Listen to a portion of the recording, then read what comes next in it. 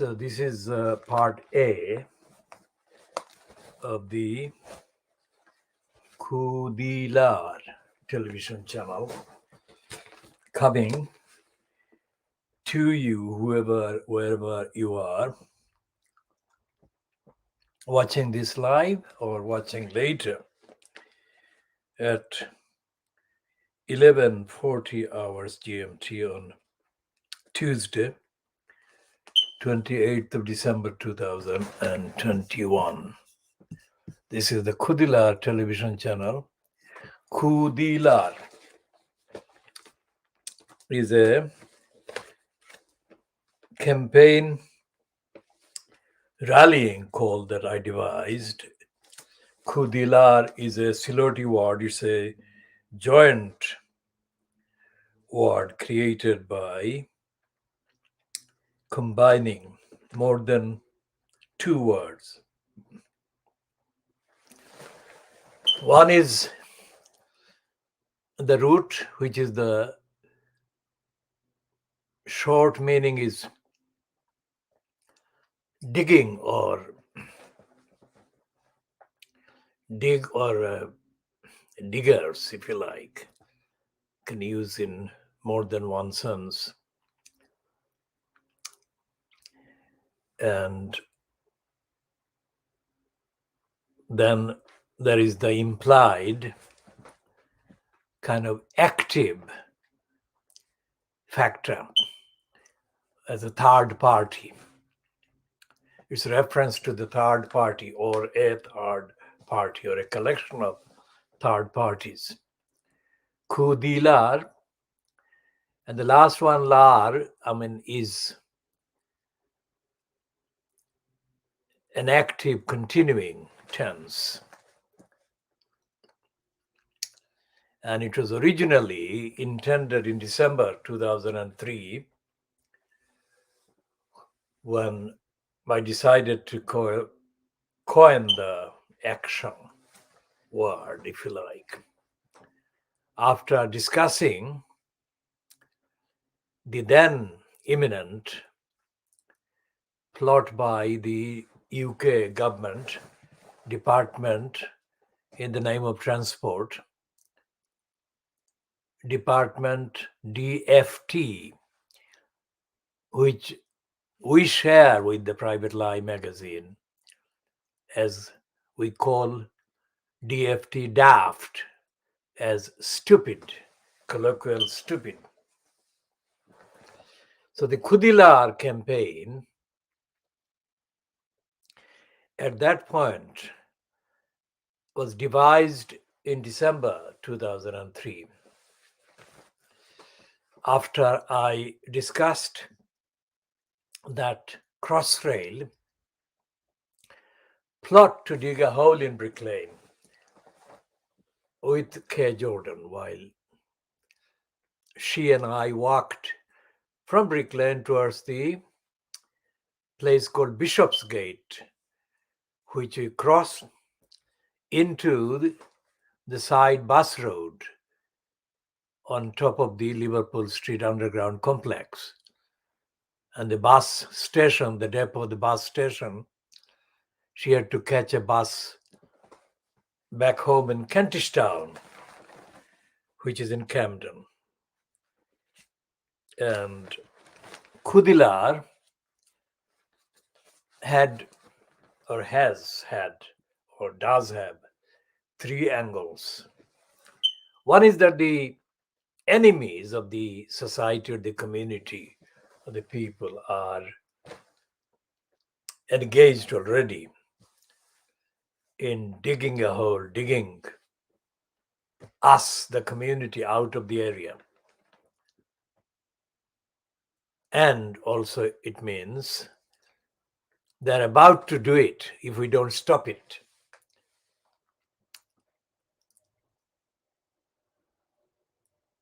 And that they have been waiting to dig us out of the area for indefinite period of time. Remember yesterday and in the previous editions of this, we talked about the Sunday Times Color magazine article, byline to Leslie Garner, a racist woman. And the piece was headed in the Sunday Times Color magazine, dated the 2nd of December 1973. That piece was headed, "The World Beyond the Curtains."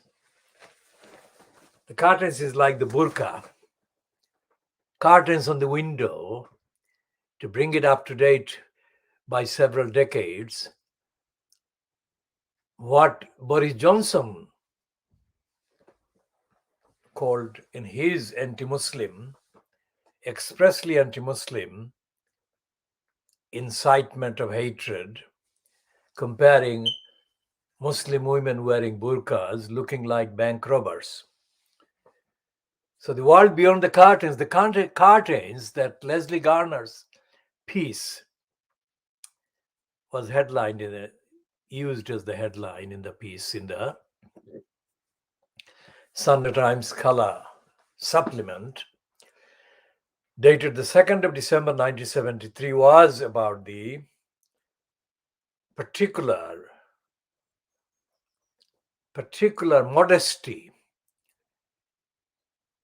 that is represented in the curtains behind which she, Leslie Garner, imagined the mainly Muslim women in Brick Lane to be hiding or existing behind or beneath.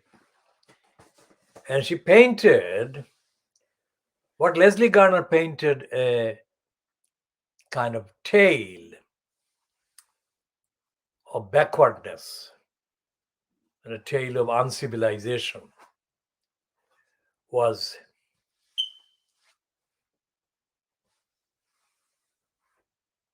decades later reproduced under the guise of a fiction funded by an American imperialistic publisher who paid in advance anything between £1 million and more to a then unknown quote writer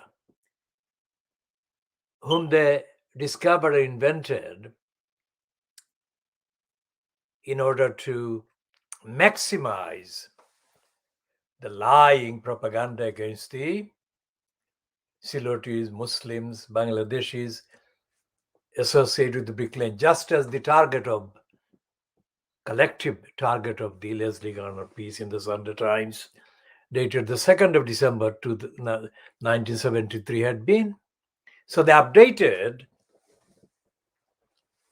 if you like, the logistics.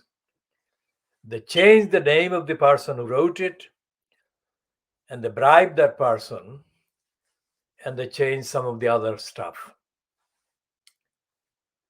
And they started at the beginning of this century. So the Monica Ali piece was, let's say, 73, 83, 93, 2003, 83, 93, 2000, 30 years later.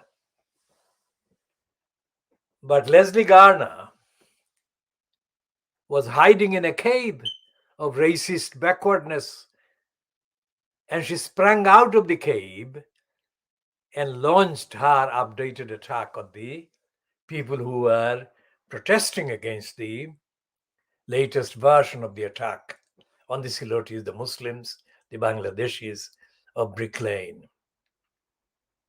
And she endorsed Monica Ali as strongly as she could, as backwardly, as stupidly as she could. So we shall be talking more about that, and we shall be continuing that later. This is the daily buying and bribing Boris Johnson graph, which has got again on front page a trailer featuring the photograph of Celia Walden. Celia Walden had been writing regularly for the same title before the title actually became the buyer of the soul, and the briber of Boris Johnson. And Celia Walden was doing that for quite a long time before she even met Piers Morgan, to whom she is married now. What she is doing now, since Piers Morgan was effectively sacked by the ITV company, television company, under pressure put on the ITV company by the legal kind of demands by Meghan Markle, whom Piers Morgan had targeted for attack in order to ingratiate himself with the so-called British racist establishment. In other words, Piers Morgan, that's Celia Walden. And what Celia Walden is doing in the actual piece on page 24 is elaborating on what she calls "you, dear reader, are the power behind my pen." Well, what she is doing is continuing Piers Morgan's agenda, racist agenda. Because until Piers Morgan got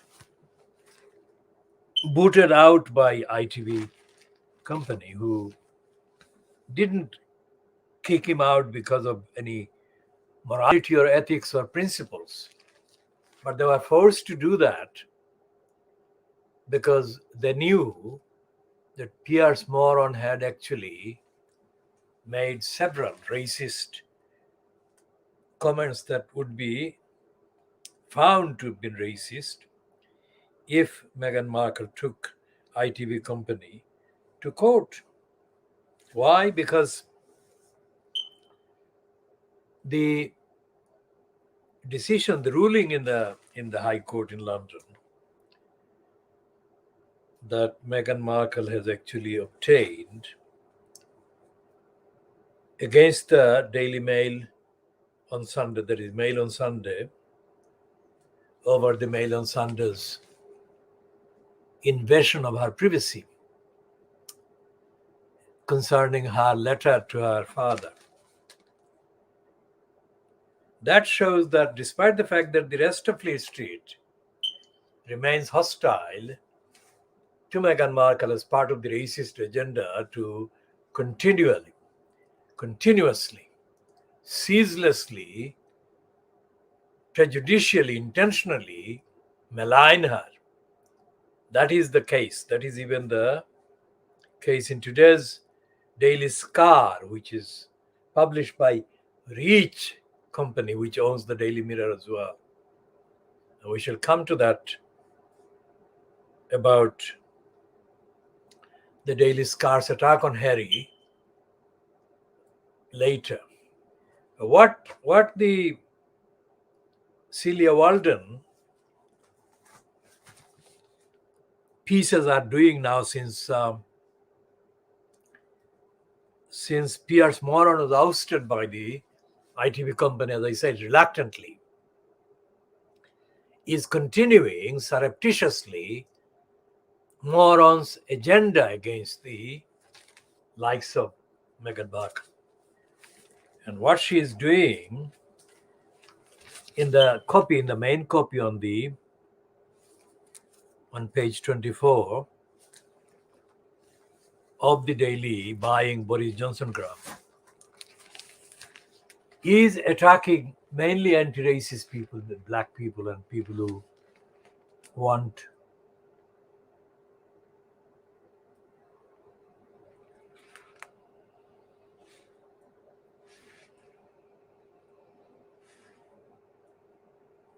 what they mean by woke Anyone who is against racism, against imperialism and imperialistic symbols like the statues, and other people who oppose other vestiges and symbols of imperialism and racism, they are collectively denounced as woke.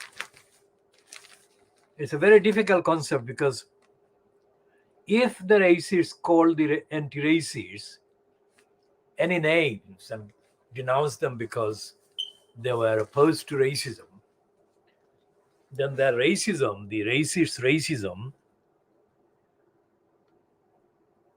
would have been immediate.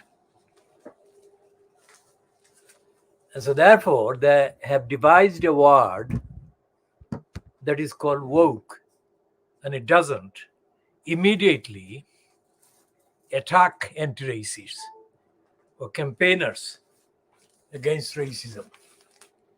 So it's a crafty word that they have devised.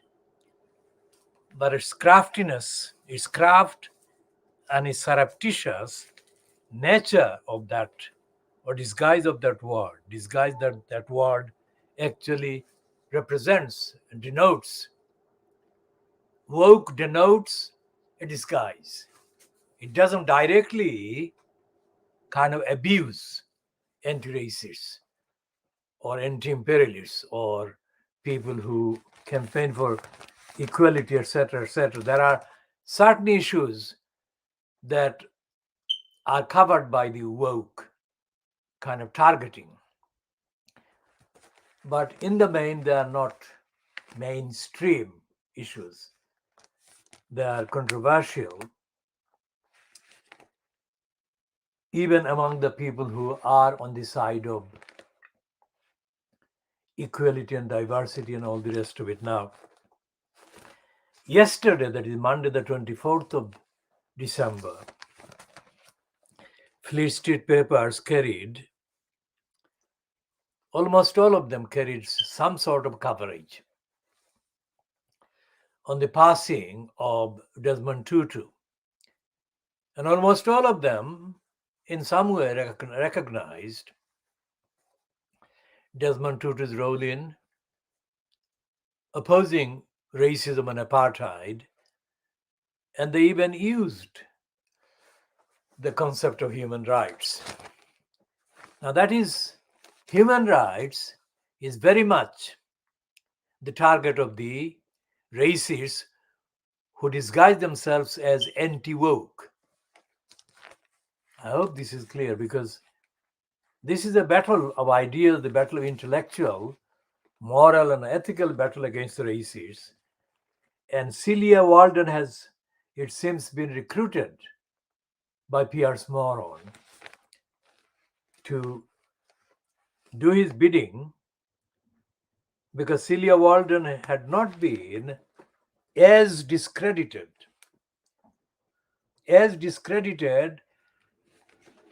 or become as notorious as Pierce Moron has been. So he's using her as his front. Because in the previous years, as I said, before she even met Pierce Moron and before she married him, Celia Walden was writing less racistly, let's say, and with less hostility to the idea of concepts of human rights, universality, etc., etc. But she has kind of been forced by Moron to publicly plead with ITV and others and other media kind of owners and controllers to give Pierce Moron a platform. So it's not like I'm making it up. She has come out as the face and name of Pierce Moron, while Pierce Moron hides behind the curtains. Does it make sense? Pierce Moron is behind the curtains, racist curtains that Celia Walden is providing for him. Okay, that's the kind of introduction. Let's see her main piece today, where she is actually reiterating and perpetrating racism under the heading, "You, dear reader, are the power behind my pen." That's a lie. Because although the same variety and mix of readers' comments would have greeted any other writer on the same platform, the fact that Celia Walden has chosen to focus on the very things that Pierce Moron would have focused on if he were writing this shows that it is the moron who is behind her pen. It's the prejudice of Pierce Moron that is behind Celia Walden's pen. And it says in the highlight, "You care passionately about British values and the erosion of your cultural identity." Now, what does she mean by that? British values is not something that the owners of the daily buying Boris Johnson graph devised. It was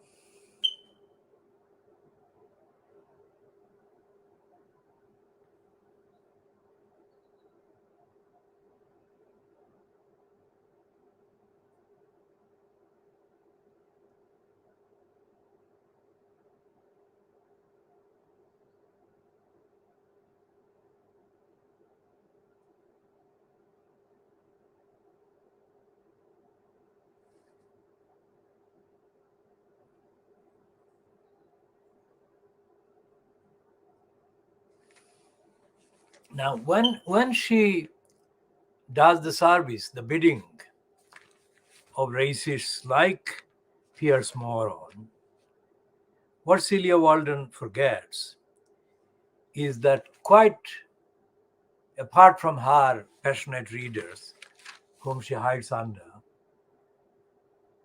there are the facts. For example, the facts today, yesterday, let's go back to yesterday. Yesterday's Fleet Street papers had no alternative, no option but to give acknowledgement to Desmond Tutu. Now, what did he fight for? Desmond Tutu fought for an end to the kind of racism that Celia Walden is claiming is the power behind her pen. Of course, I have explained that the real mover behind Celia Walden these days is, of course, Pierce Moron, whom she is married to. So what would she say about the considerable space given by Fleet Street papers to a most highly profiled opponent of racism, opponent of British values. By British values, Celia Walden is, of course, referring to the precise racist values, the racist prejudices, the racist hatred, the hostility. So there wouldn't be any discussion in the letters pages of either the Tory graph, which is now the daily buying Boris Johnson graph, or of the Times, or indeed of the Guardian. How many people actually write to the letters editor of these three papers, and how many get any space when they write against racism, against imperialism, against apartheid?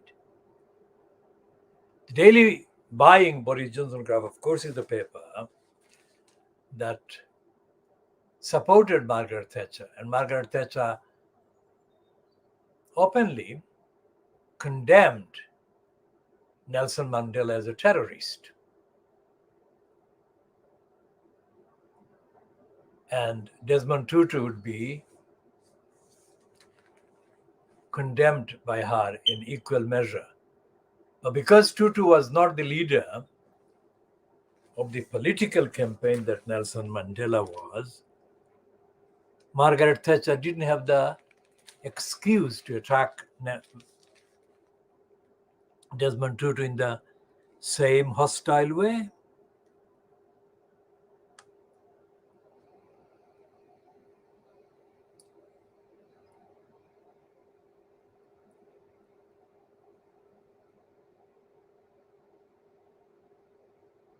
And Celia Walden, of course, is writing this piece in order to have a go at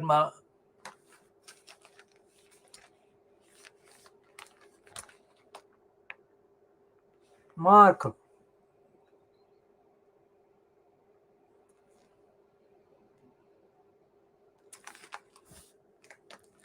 Because Meghan Markle is the reason why Piers Morgan has been ousted from the spot on the ITV Good Morning Britain slot.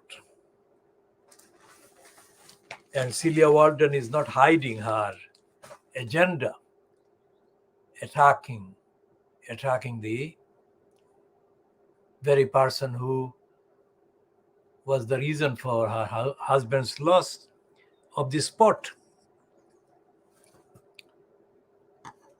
Now,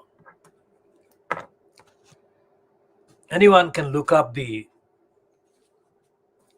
phrase British values and they will come across at some point the role played in 2006 by Gordon Brown, and that is linked to his speech given at a Fabian Society do. Now, as we said before, not today, but as one of the narratives, we have said that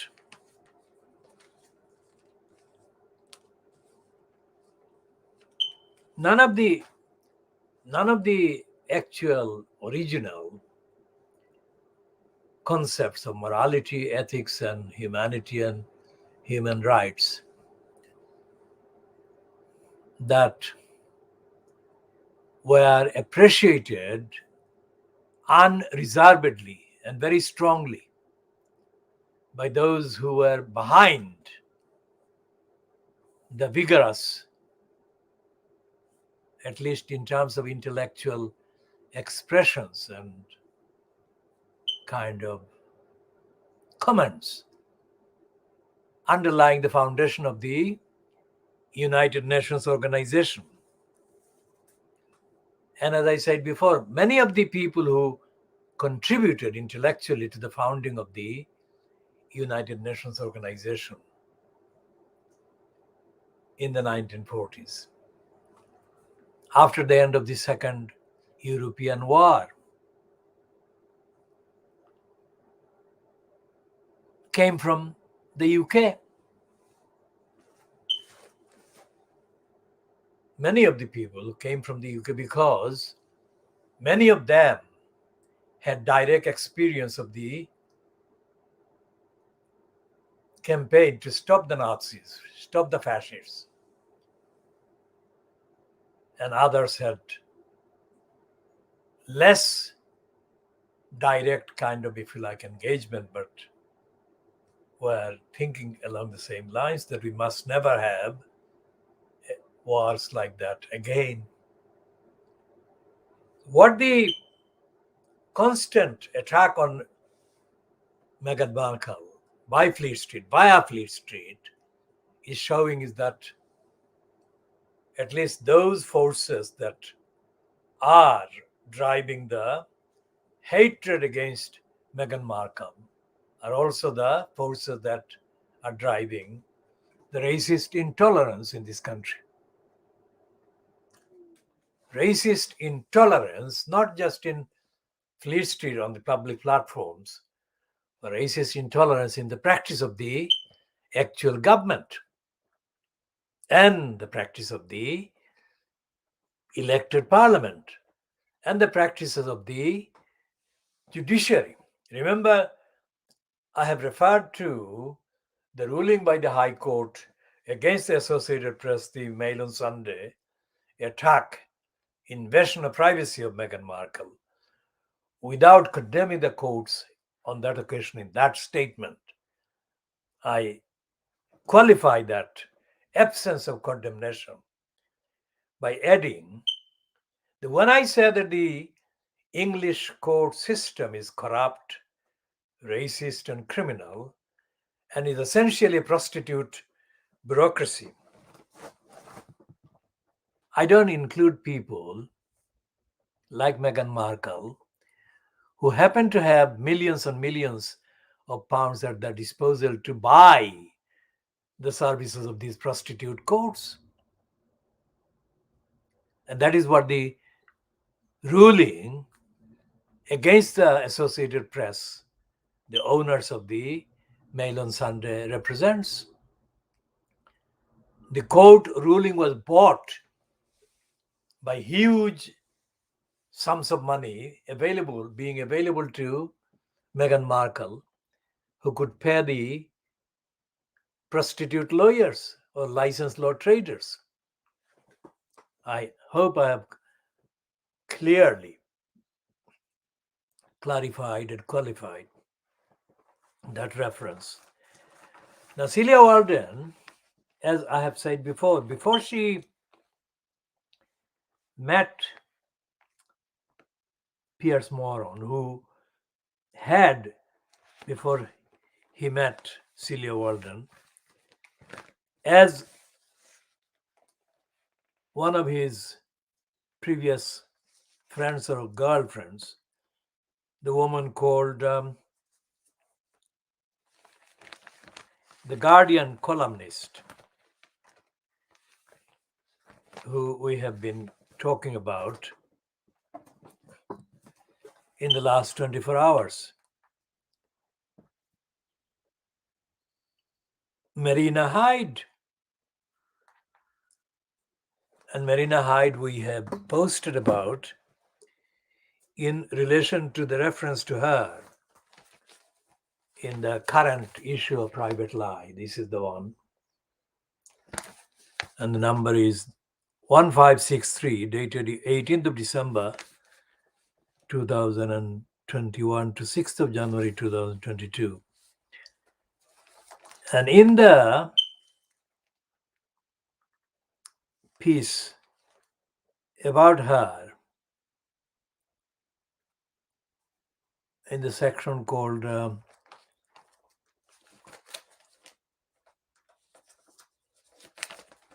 Street of Shame, streets, Marina Hyde is mentioned, and they're hiding their own tactic in attacking Marina Hyde because they wanted to have a go at her after she got yet again an award for her column. So they have hidden their purpose and not in the street of shame on page 11. They said that the Guardian columnist Marina Hyde was suitably scathing about what she called the clusterfuckery surrounding the Downing Street party revelations. What they're talking about is the fact that Seamus Milne took a job as the Director of Communications to Labour leader of the opposition Jeremy Corbyn in October 2015, and the Guardian, where Milne was employed, allowed him, that is Milne, to retain his position as associate editor of the Guardian and merely take an unpaid leave for the first 15 months of his career as a spin doctor. So that is the Marina Hyde that preceded Celia Walden as the girlfriend, if you like, of Pierce Moron, who has children, but I don't want to go into too many details about listing who the mother of his children or mothers of his children are. Fact remains that it is the identity of the same person, Marina Hyde, that I wanted to refer to. So before Celia Walden met Pierce Moron, let alone become his girlfriend and then become his wife, Celia Walden did write some stuff that even I found worth mentioning without any adverse comment about those. Not so anymore, because she has been contaminated, and in a brothel sense of the collective role of Fleet Street, she has become part of the brothel, lying to order. Lying to.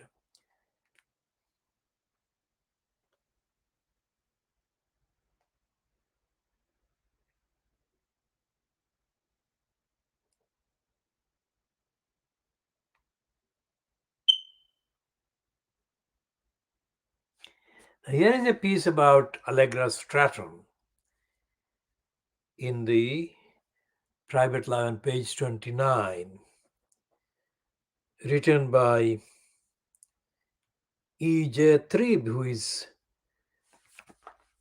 widely suspected as being Richard Ingram's. And it says, lines on the departure of Allegra Stratton, Prime Ministerial aide. And the contents are as follows. So, farewell then, Allegra Stratton. Boo-hoo, that was your catchphrase. You were the spokesperson who never said anything. And now we can see why. You did COP26, then copped it. Will there be a leaving party? Ha ha ha. What's the answer?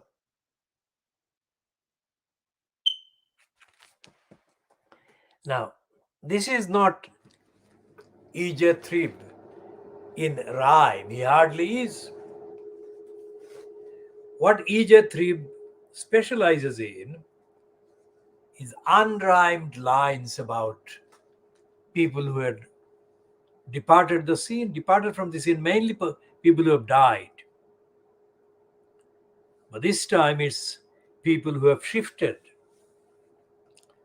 away from the platform. So this is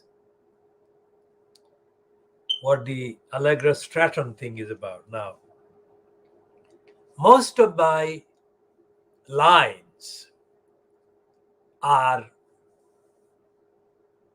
well, most of the lines that I have published are political, ethical, and moral, and I would say of higher ethical substance than anything that E.J. Trib has published in Private Life. And yet there has been one racist criminal using a pseudonym who would comment on my online lines and mock the fact that I didn't have any regular rhymes or, to the racist, worthwhile lines or rhymes. To that racist liar, whatever gender, I have a few ideas about who this racist liar was or has been. If that racist liar is watching this, your racism doesn't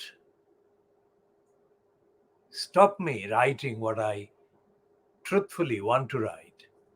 But what your racism does is confirm your existence and the fact that you are stupid.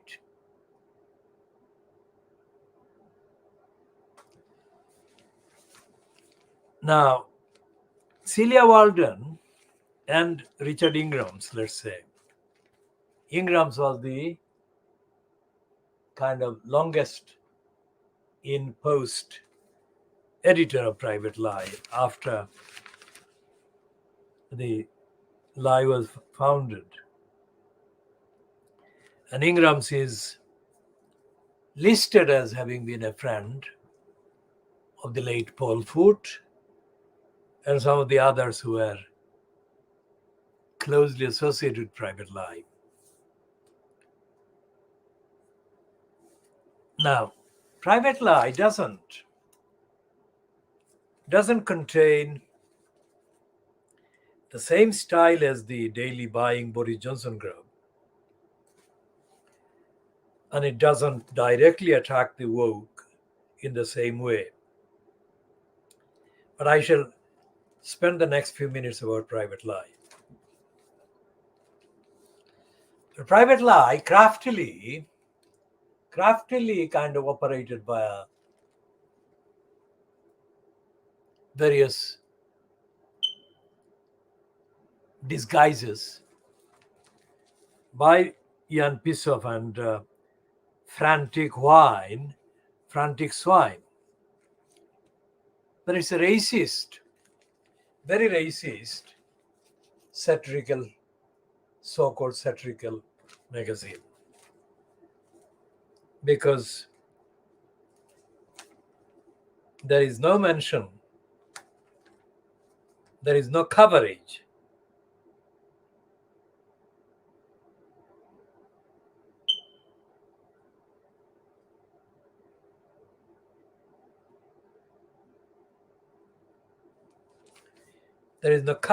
of the phenomenon of racism, which is central part of the government and the bureaucracies that control this society, control Fleet Street.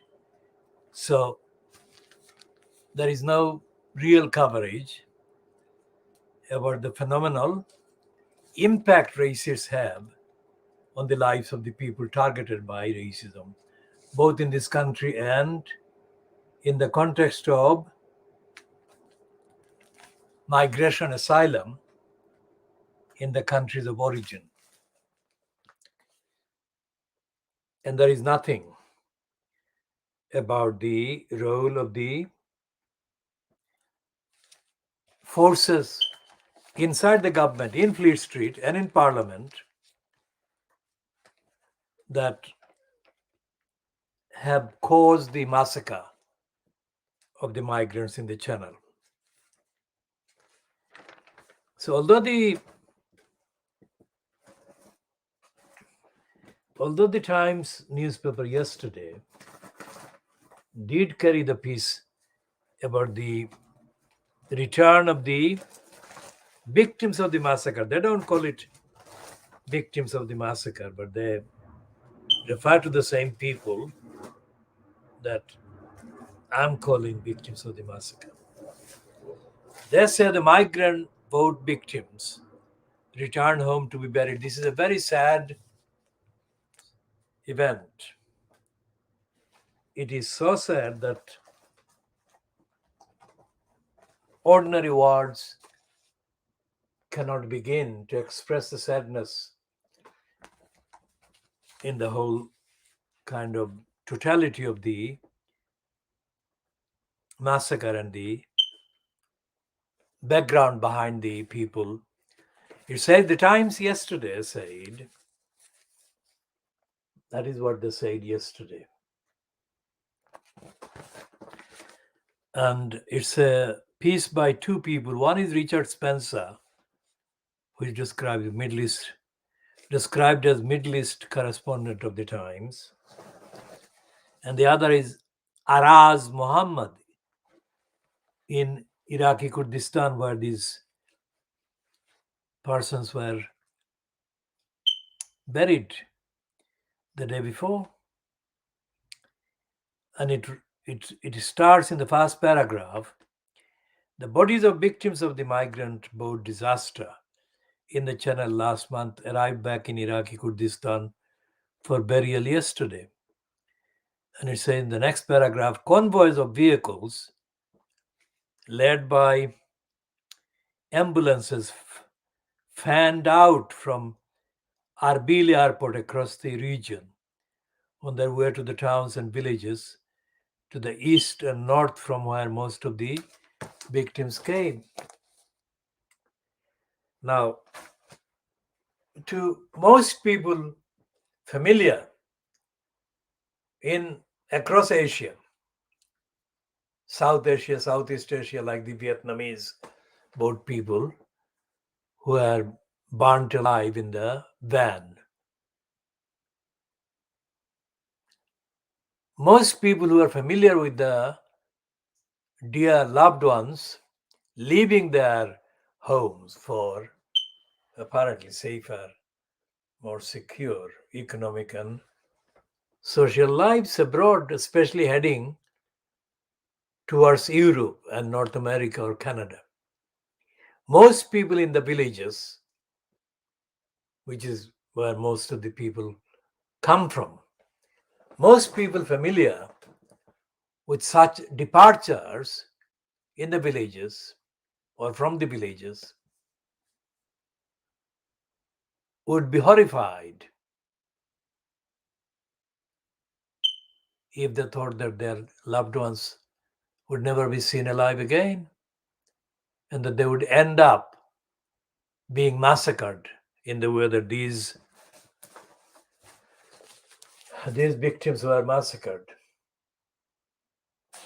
How far are the lives of those people from the founding pledges and aims and declarations of the United Nations? And how far are these from the thoughts of the likes of Celia Walden? What British values does she associate with the behavior of the UK government fronted by Boris Johnson, which caused the massacre? Has she got even any idea about this? No space. So what Private Lie does is appear to be critical of the likes of Marina Hyde and The Guardian, but it doesn't actually blame the likes of The Guardian or the daily buying Boris Johnson craft or the financial crimes or the Times or the Scum or the Daily Mail. Private Lie doesn't have any space substantial space, that is, establishing the correlation between the racist coverage and racist contents of the Daily Mail, this Mail on Sunday, this scum on Sunday, this Star, which is on the evidence of its contents, we call this Scar. So let's see where this Scar is scarring the truth, and what it is doing. The Daily Scar is covering Harry's eyes with this is the covering of Harry's eyes. Now, this is not the first time that this Scar has done this. This is on page 7 of the Daily Scar on Tuesday, the 28th of December, which is today. Their excuse for doing that is a false allegation against Harry that he wants privacy, which is actually a repetition of the lies of the Mail on Sunday, for which the Associated Press has been ordered to pay the costs and expenses compensation to Meghan Markle.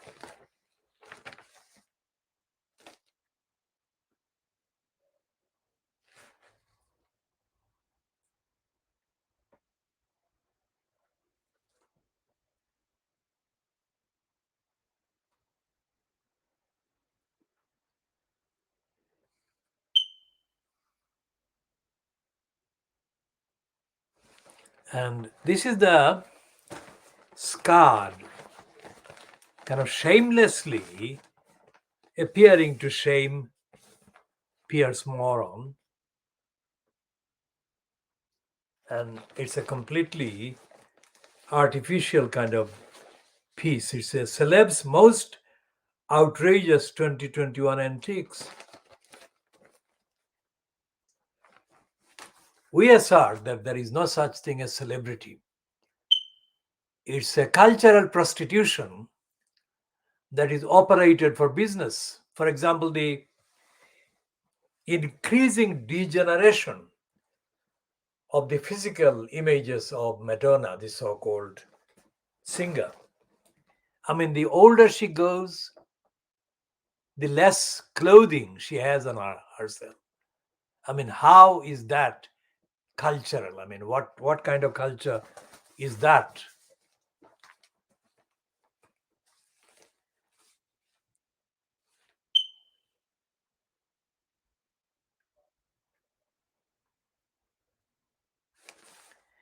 And it says about Piers Morgan storming off from the ITV company.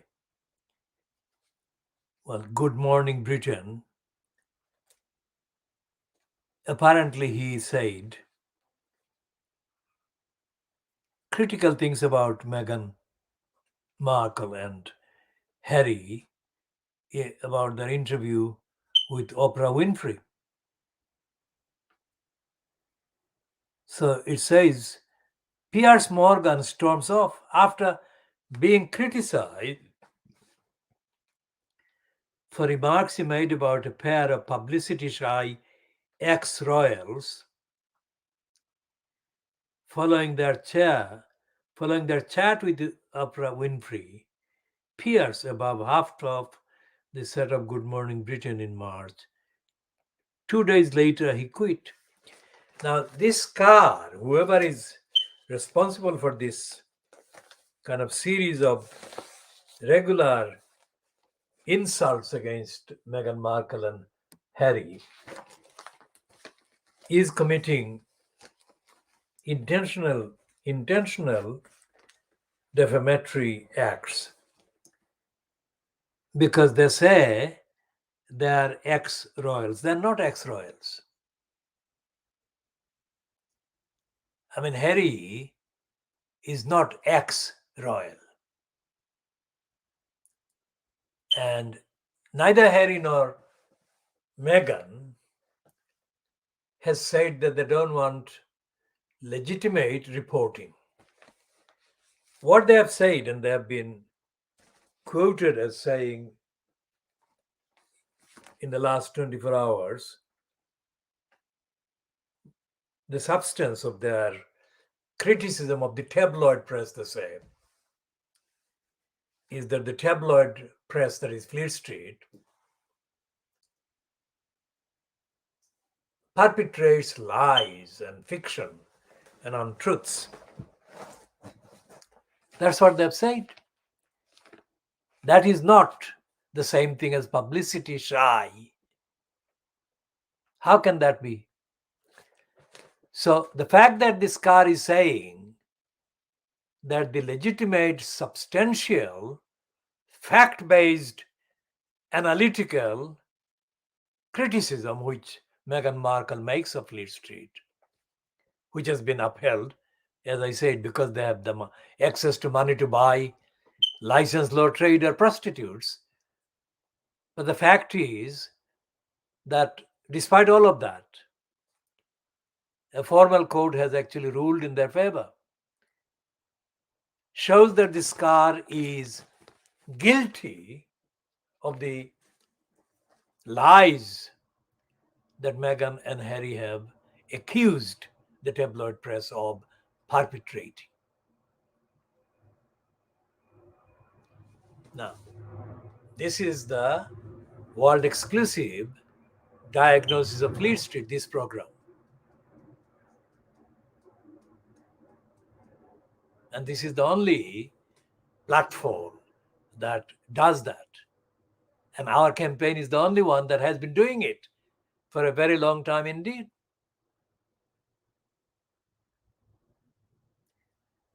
Our movement started in the 1960s, but it predates the 1960s.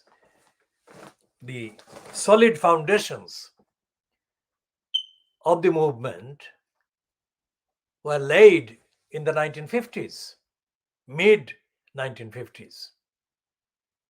So you can count more than 6 decades and more, nearly 7 decades. So that itself is unique, world exclusive.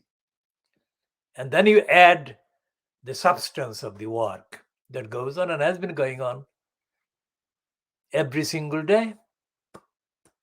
Count and count and count. All of this has been going on since way before the biological birth of any of the following: Elon Musk, Mark Zuckerberg, to name two of the most notorious ones.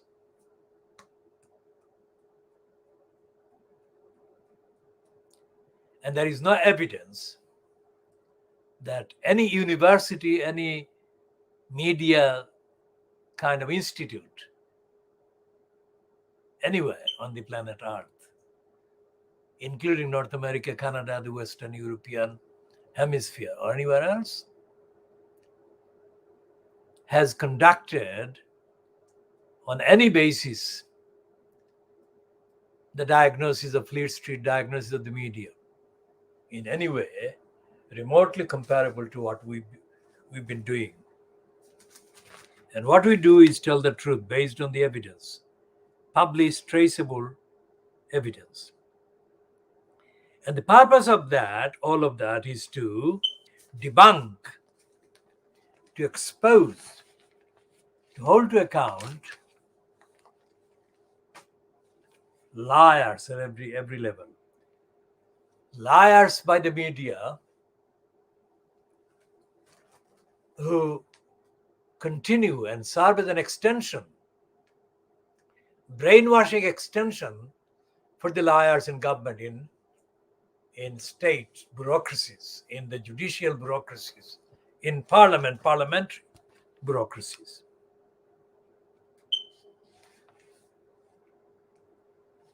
Now we go to today's, yesterday and today's. This is the face of the crossbow radar. Now, we have already posted on our Twitter account that this particular person, the young alleged crossbow assassin, named as Jaswant Singh Chail. Is it Chail or Charlie? Well, this spelling is Chail, but I can see what the others are naming him as. Here is Chail, Chail. There is no mention that we can notice in any of the Fleet Street papers of the religious or ethnic background or identity or antecedents and ancestry of this particular individual. Why is that important? Because we are doing the world exclusive diagnosis of Fleet Street. And what we are doing is to take apart the lies and the denials and expose the narrative that the agenda, the narrative that is perpetrated by Fleet Street, via Fleet Street, through Fleet Street. And what they're doing in this cover up about the crossbow suspect is that they're not mentioning what ethnicity, what religion he comes from, or the background, ethnic background, or religious background of this particular individual. Why is that important? Because if this suspect was a Muslim or of Muslim background, then that word, Muslim, would have been the most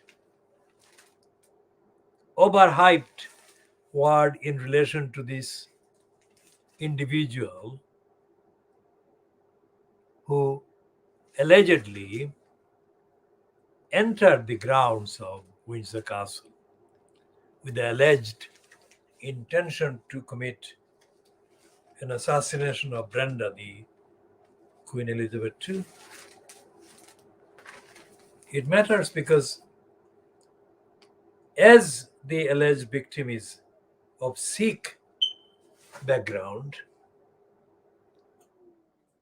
and his reported father is reported as having expressed grief at the bewildering behavior on the part of his son, shows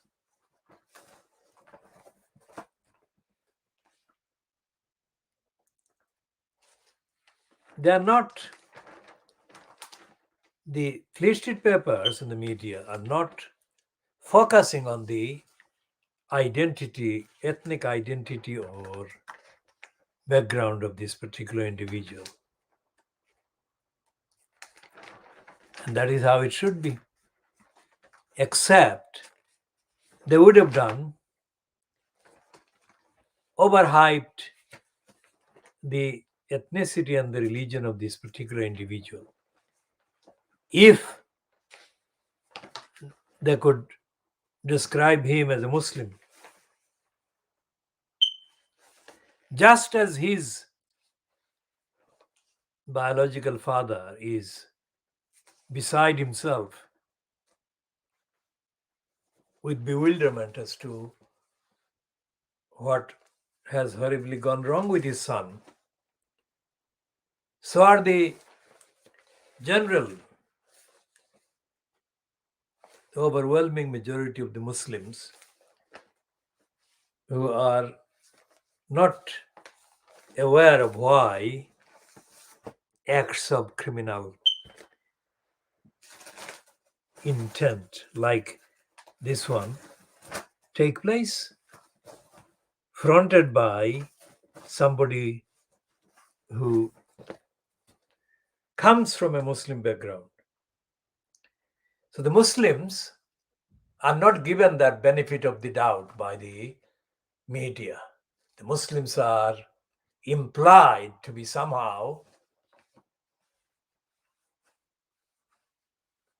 part of the problem caused by the particular Muslim background or Muslim descendant criminal. And that has to be treated as an intentional part of the agenda of the racist anti-Muslim agenda of Fleet Street.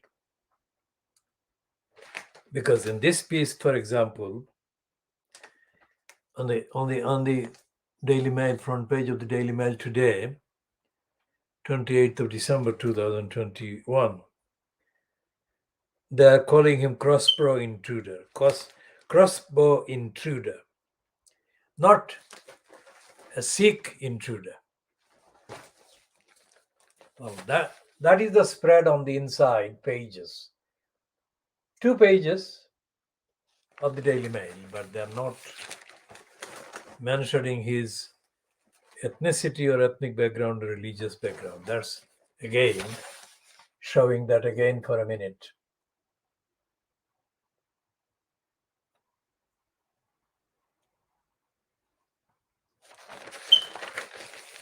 And the main heading is actually giving a benefit of the doubt to his father.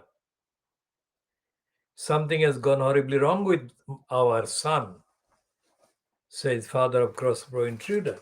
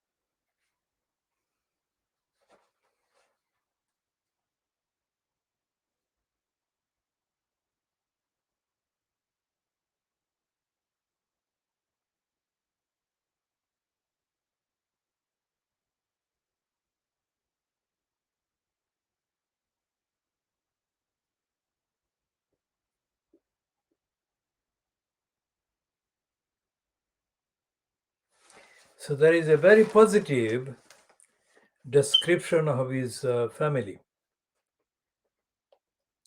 Friend said Child, a former pupil at Toynbee School in Chandlersford, is very close to his twin sister, who achieved top grades at school and is now studying international relations at university. According to her social media profiles, she shares her brother's interest in the Star Wars films. A friend said that they were inseparable as young children. A former school friend who did not want to be named said they seemed like a normal family. He seemed like a normal lad, really. Nothing to distinguish him from anything else. There was one big incident with him getting in a fight with someone, but that was back when he was 13. Child's parents married in Britain in 1993 and lived in Lancashire and the Midlands before settling in the Hampshire village home they bought for £390,000 in 2015. Neighbors described the family as quiet but very pleasant and said they were shocked to see a huge police presence at the home on Christmas Day. The breach was, then they go on to talk about the breach, that is the Windsor Castle breach.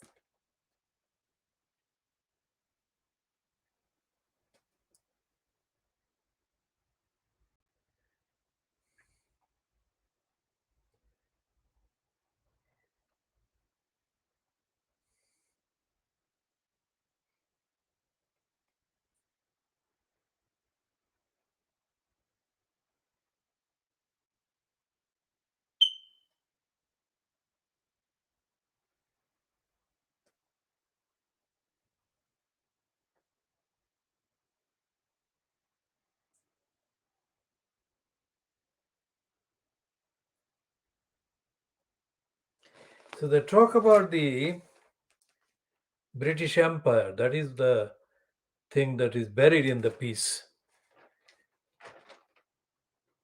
And it reads as follows. Doctors and detectives are now examining the bizarre footage in which Chale apparently makes various references to the villains from the Star Wars film series. And then there is a quotation: I'm an Indian Sikh, a Sith, Sith. My name was Jaswant Singh Child. My name is Darth Jones, he says in the video. This is understood to be a reference to the enemies of the Jedi Knights, who use the dark side of the Force for evil. Behind Chael in the footage is a framed picture of evil Sith Lord Darth Malgus. Detectives investigating why Chael sought revenge over a century-old massacre of Indian Sikhs visited a number of gurdwaras, Sikh temples across Hampshire to explore whether the teenager had links to organized religion. But he is not thought to have been a regular worshipper and was unknown at the temples in Southampton.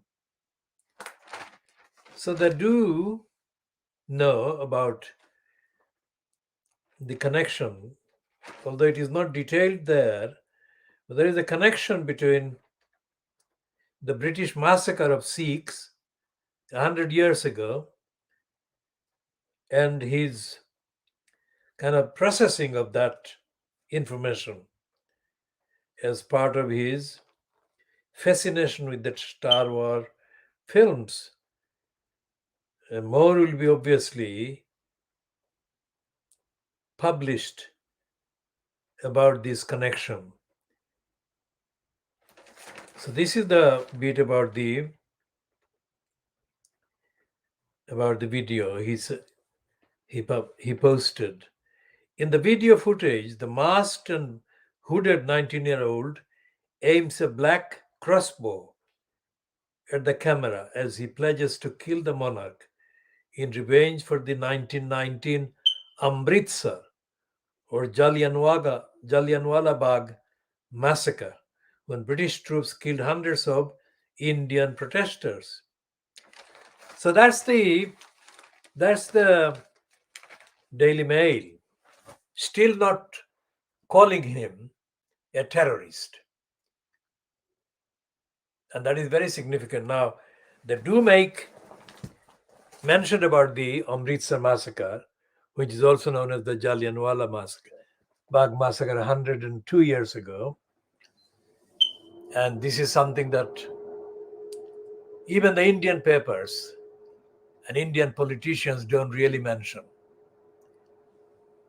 And the same goes about others in Pakistan, the Pakistani politicians.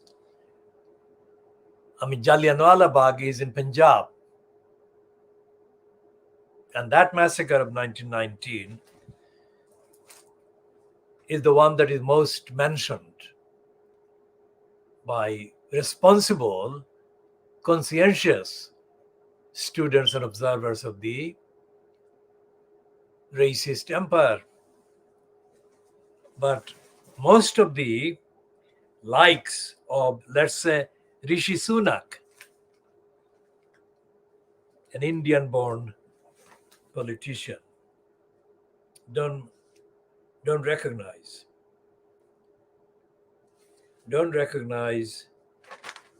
the fact, let alone the impact of the massacre in Jallianwala Bagh.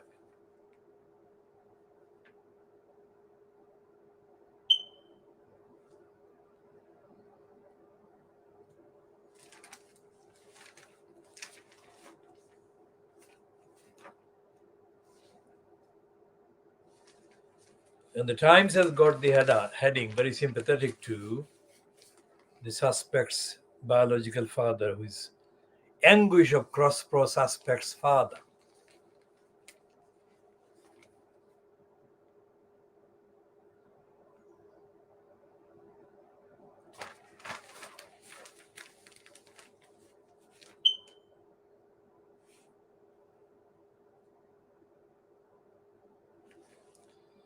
And they've got a piece in the Times about the deadly weapons being available online for £60. Amazon is selling them.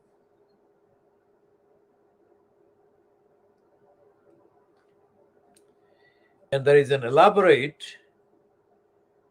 kind of diversionary description away from the fact that there is this connection admitted in the Daily Mail, connection with the Jallianwala Bagh massacre by the British or protesters in Punjab. So, what it is saying,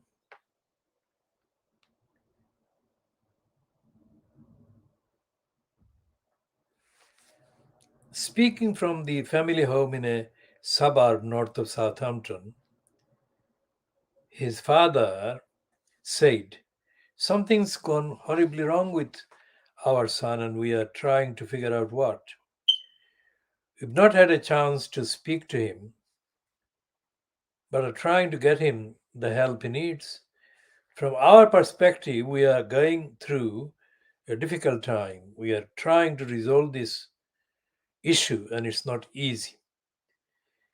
Then it goes on this next paragraph. Jallianwala Bagh is the name of the gardens in the Punjab town of Amritsar, northwest India, where British troops opened fire on a peaceful protest and indiscriminately shot and killed at least 379 men, women, and children. Now, that is the massacre, the Jallianwala Bagh massacre of 1919. And they haven't got that in the heading, either in the Times or in the Daily Mail or anywhere else in Fleet Street. It is also revenge for those who have been killed, humiliated, and discriminated on because of their race, the masked figure went on. "I'm an Indian Sikh, a Sith, Sith.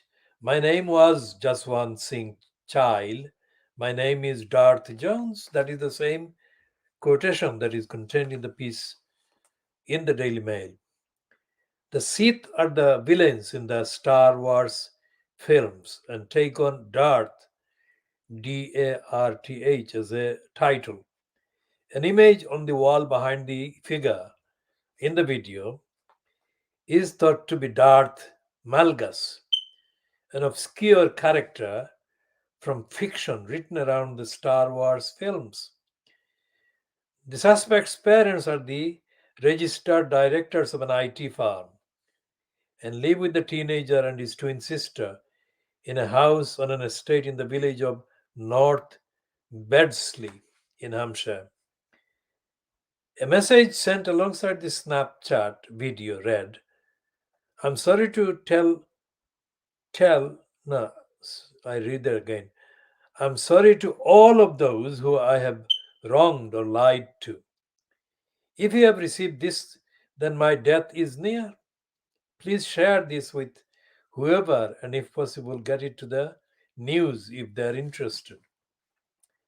A former fellow pupil at Toynbee School in Chandlersford, Hampshire, said that the child had done well at secondary and had been to a posh primary. The 19-year-old, who asked not to be named, said he was nerdy, but not in a way like "I'm so clever." He was pretty normal. She added, "I was in his tutor group for 5 years. 15 minutes every day. I also was in his religious studies class, and he never had many views on anything to do with racism." The teenager was the fifth person to have caused a security scare at Windsor Castle in the past 9 months. So the Times piece goes off the topic about this boy.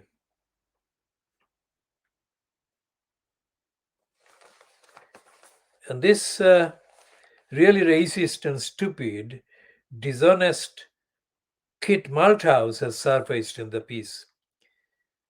He is described as a policing minister, and he is reported as saying the government did not collect information on whether an offense had been recorded by the police as involving a crossbow. Malta said in April, we periodically engage with the police to assess if they see crossbows as an emerging threat in crime. While tragic when they do occur, the misuse of crossbows is rare, and the vast majority of those using a crossbow do not do so safely and responsibly. What could you mean?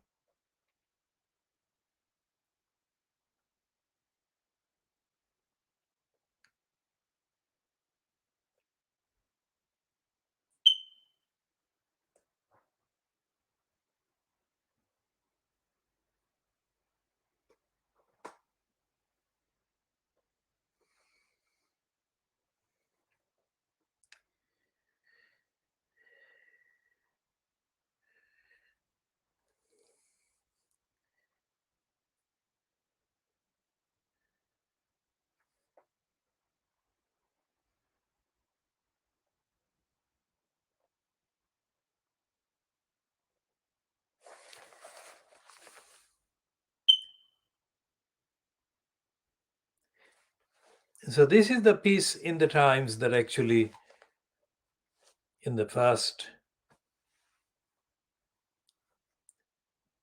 paragraph, mentions the Jallianwala Bagh massacre by the British. The father of a teenager suspected of breaking into Windsor Castle with a crossbow after allegedly vowing to kill the Queen in revenge of the Amritsar massacre of 1919 has said, something's gone horribly wrong with our son. Now that's a contradictory, stupid piece by the Times.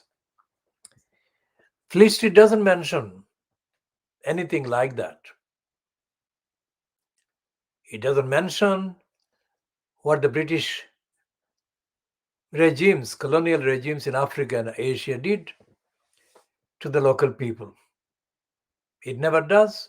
Even today, they're not talking about it. They're only referring to that as a background. They're not doing this to show any part of his motivation or any part of his kind of getting in any way impelled to carry out what the video he posted said. Now, wouldn't it be educational for the Fleet Street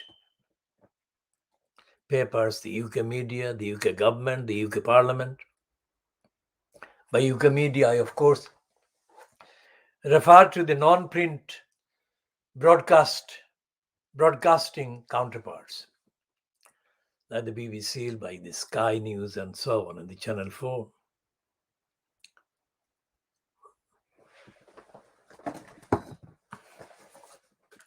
To what extent, the overhyped kind of departure of John Slow, SLOW, that is our name for him,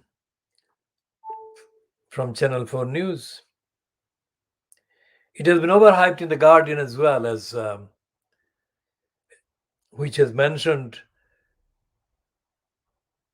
Adam Bolton of the Sky News, along with John Slow, as part of a kind of generational thing. But The Guardian, which hasn't broken a single real significant story about the crimes committed by the British Empire in Africa, in Asia, against the people in the countries they occupied. Channel 4, Sky News, the BBC have not broken one single story about the impact of empire. Now, this boy, I mean, he's British born, and yet, based on what the papers are saying today, the fact that he considered the Amritsar massacre with such seriousness shows that no matter where they're born, the knowledge, if they can get the access to the knowledge about what the British did against innocent children, women, and men protesting, politically protesting in Amritsar in 1919, that they can get genuinely concerned, angered, and outraged about this. And there is a lot of symbolism in that targeting of Brenda being the head of the United Kingdom.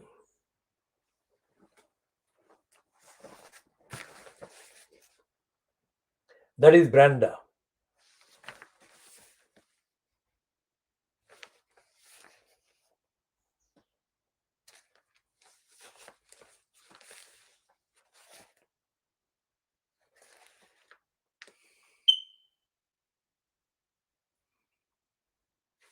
So there is a piece here in the Times by David Brown saying the royals are upset by removal of trusted protection officers. Now that is true and that is factual.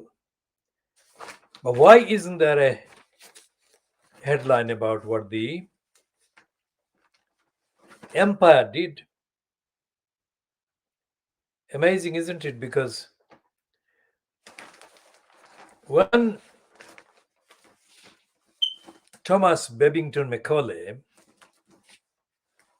did his absolutely racistly outrageous educational program about the people of the subcontinent in the 1830s, just over 100 years before the British actually had to leave.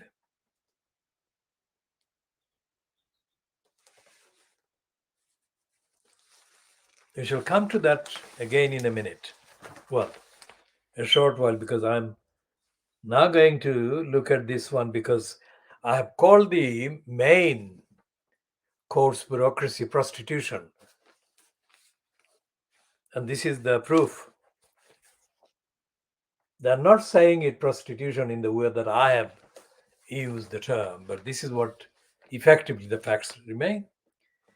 It says senior judges voice alarm after private deal in oligarch divorce. And it says, it's a piece byline to the Times' current legal editor, Jonathan Amis. Senior judges fear that public confusion over one of Britain's biggest divorce cases is undermining judicial power. Well, I'm not going to talk about judicial power because most of the power is abused. So there is no sign of ethics and morality. It's a question of power.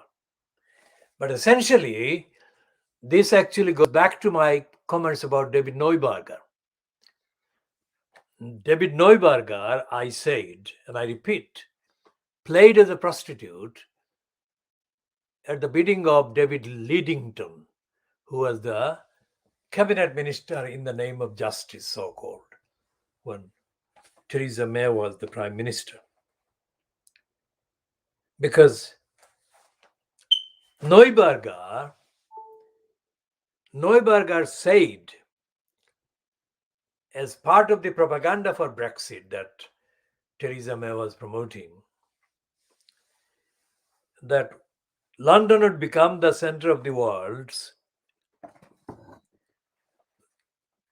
Let's see what Neuberger is actually. I keep having to look at this because I want to get the exact heading correct.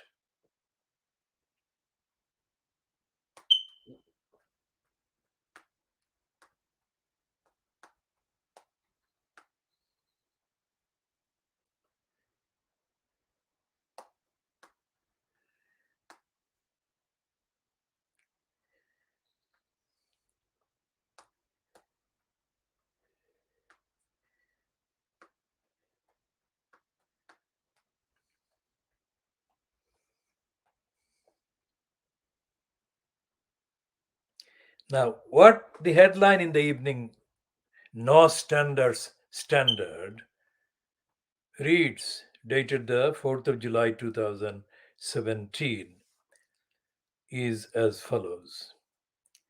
Brexit could boost London's status as world's legal centre, Britain's top judge says. And this is dated the 4th of July 2017, and the byline is Martin Bentham. Bentham, as I keep saying, is a spy of the UK state machinery.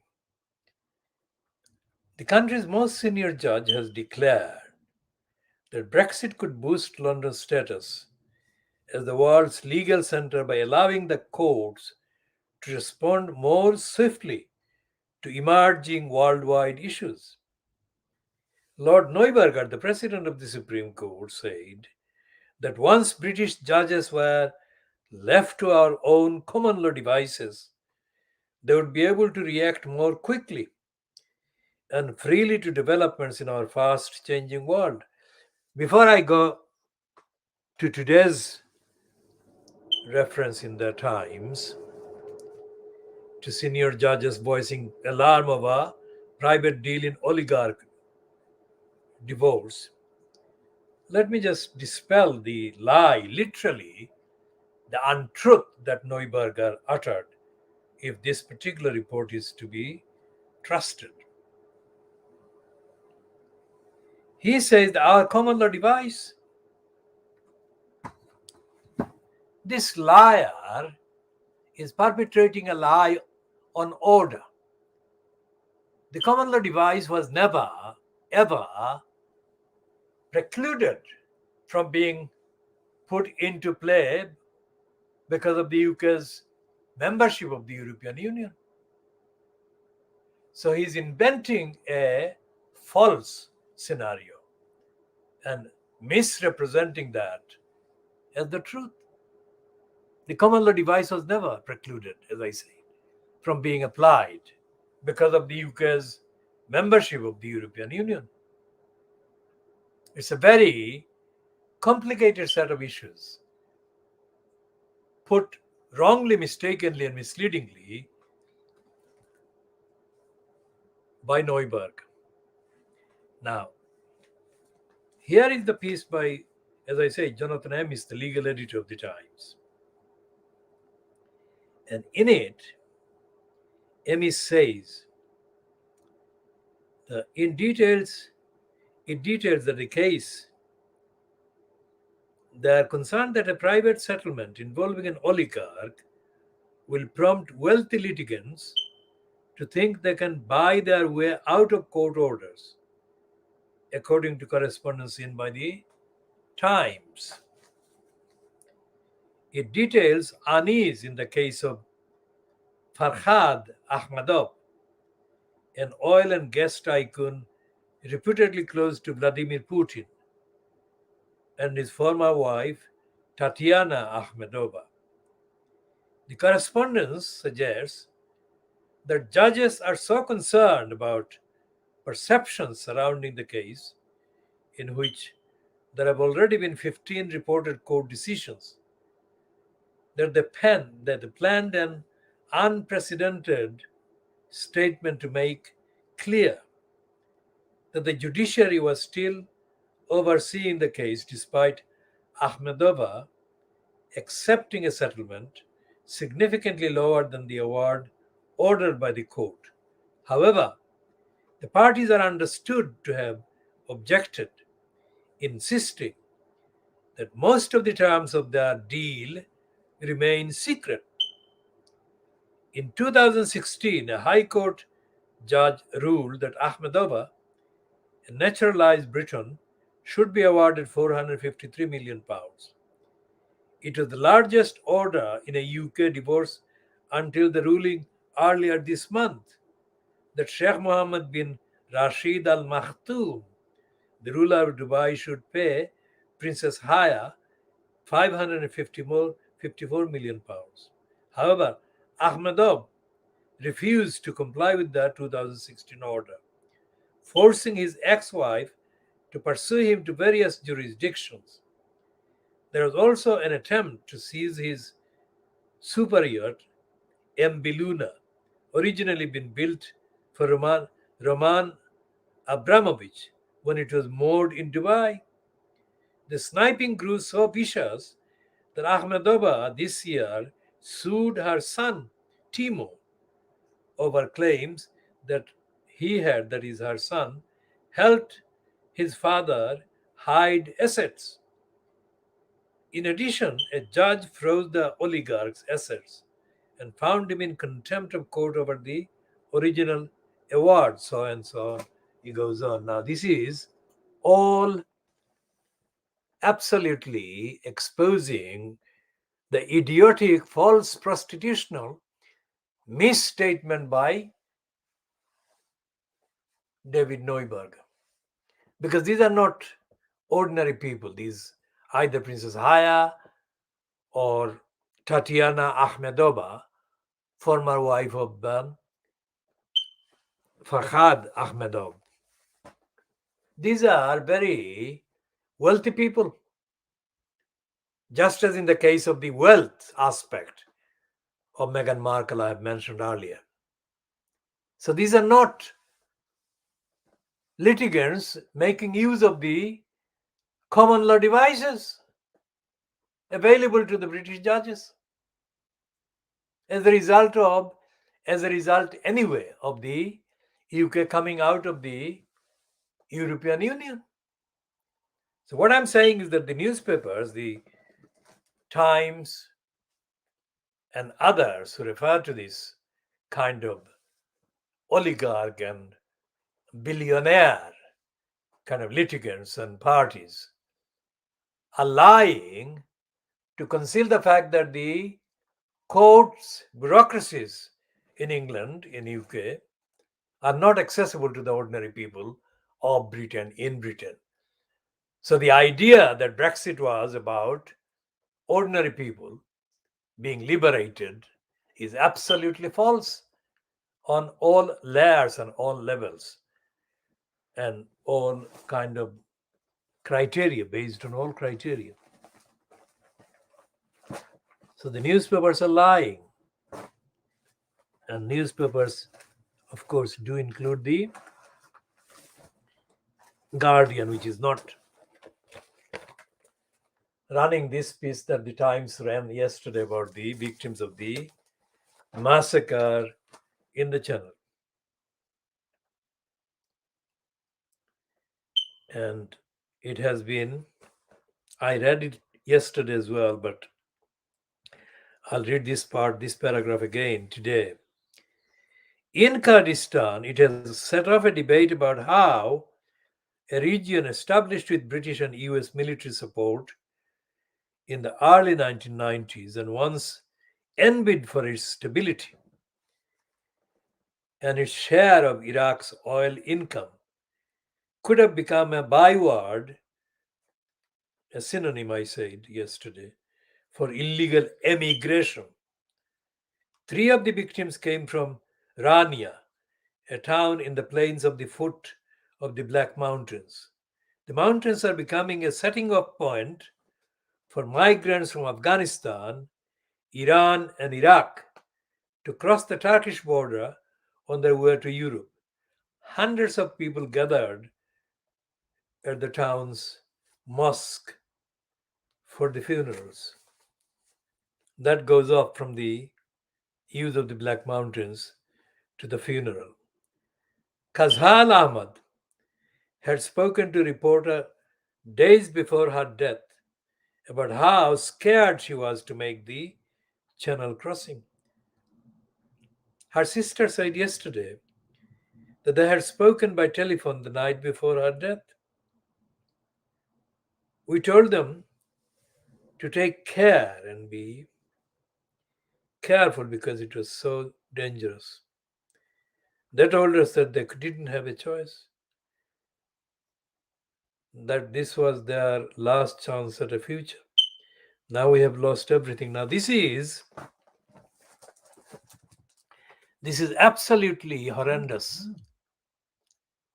And there is no sign in any of the coverage of the massacre of the migrants in the channel or their backgrounds, there has been no mention of any significant behavior, conduct to stop the massacres, they stop the murders. There has been nothing done by the United Nations or its agencies. Remember what the founding aims and the purpose of the United Nations were in the 1940s. I have said before, and I say it again, that the current incumbent in the second term in the post of the Secretary General of the United Nations, I have renamed him Gutless. Antonio Gutless. Guterres. The Portuguese name is Guterres, but I call him Gutless. I mean, like in the wake of the news about the passing of Desmond Tutu, the Gutless obviously features as one of the world's, quote, leading figures, expressing his condolence and paying his tributes to Desmond Tutu. The question is, would Gutless have fully and openly and substantially supported the campaign to end the racist apartheid regime in South Africa at the time whenever he was Prime Minister of Portugal? And the same applies to all the so-called leaders that the likes of the Guardian are mentioning. They don't mention the ordinary people affected by racism. And most certainly they're not mentioning the people who are denied the rights and the justice that the ending of apartheid was supposed to bring about. And they're most certainly not, as far as I can see, the Western ones, the South African ones may be doing so, but I'm looking at mainly the Fleet Street papers and media. They're not talking about the corruption. Because even when Nelson Mandela himself was alive, the regime that he kind of notionally was head of was already sunk in corruption. Now that is something that Fleet Street doesn't really cover correctly. It only opportunistically covers, like its coverage of the Chinese,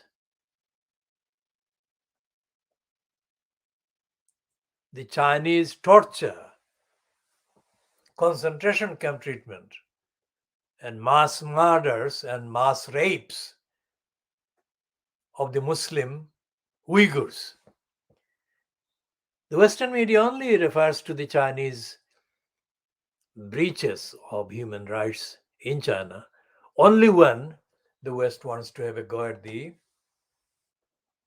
Chinese state for other reasons, not motivated by genuine concern for the liberation of the victims of Chinese torture against Muslims.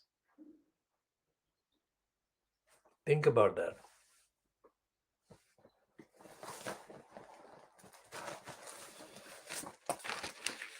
Now we move on to the massacre of the Foxes.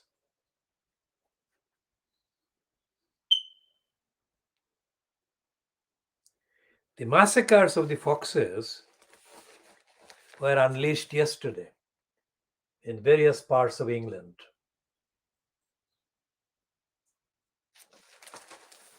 So where is the sign or evidence of David Lammy against the massacre of the foxes. Why do I talk about David Lammy? Because David Lammy has hit the news, at least by The Guardian, as misusing, of course, his kind of role as a nominator, as a proposer for the leadership of the Labour Party of Jeremy Corbyn. He says today, or according to the items I have access today, that he regrets nominating Jeremy Corbyn for leader of the Labour Party. And he says that he would never have nominated Jeremy Corbyn for the leader of the Labour Party if at the time he did nominate Jeremy Corbyn, he had known the things he knows now. Now, how long is the life of a political opportunist that he can do that kind of thing? 5 years ago, he said something. Now he regrets, and he says additionally that he would not do that. He would not do the same thing if he had known 5 years ago, 6 years ago, whatever the actual time was, in nominating Corbyn, the things that he knows now.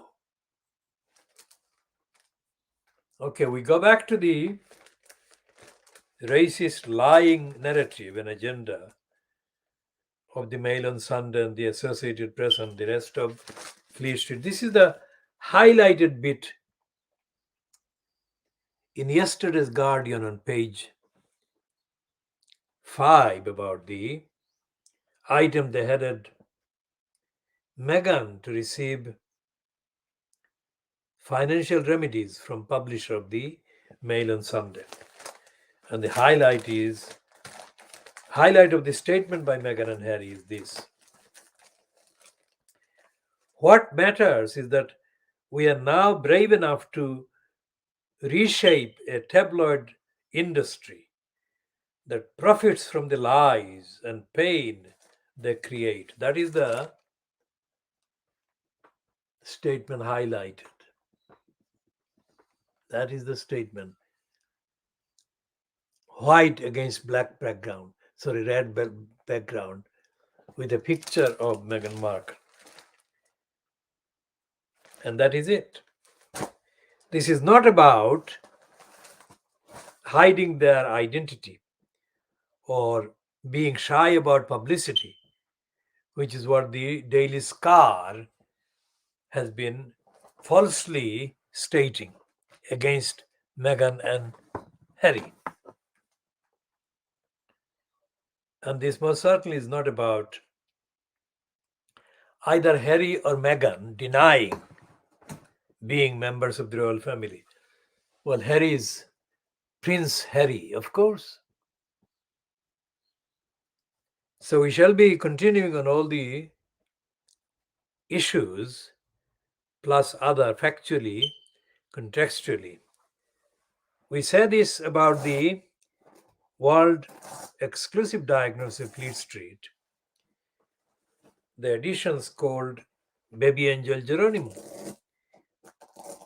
We describe BabyAngelGeronimo as the world's most ethical, most moral, most neutral, and most reliable, trustworthy witness to the lies and corruption and criminality and depravity of the cabal fronted by Boris Johnson in the name of the so-called government. And everything that Boris Johnson has done wrong, everything that any member of his cabal has done wrong, for years, even predating the appearance of Johnson as the so-called prime minister, has been truthfully witnessed by BabyAngelGeronimo, because BabyAngelGeronimo is the personality, the target of intentional vilification, law-breaking, and immorality and criminality and cruelty and persecution that took place starting from the time when BabyAngelGeronimo arrived in the UK from his beloved New Zealand, where he was born. So BabyAngelGeronimo was targeted, has been targeted by the liars fronted by Boris Johnson's cabal, and even before Boris Johnson was in place at number 10 Downing Street. Every lie, every untruth, every dishonesty, every deception that has been uncovered has been focused on in the last few months, showing the depravity of Boris Johnson and his cabal, the congenital lying of Boris Johnson and his cabal, every wrong, every evil that has been focused on, including the massacre of the migrants. Everything, in essence, has been witnessed by the BabyAngelGeronimo because of the targeting of him, innocent and completely criminal, unfounded, unjustified, immoral, and evil motivated depravity attacking him has contained evidence of the depravity across the whole government, the whole regime, fronted by Boris Johnson himself, aided and abetted by the political murderer Keir Starmer and his cabal.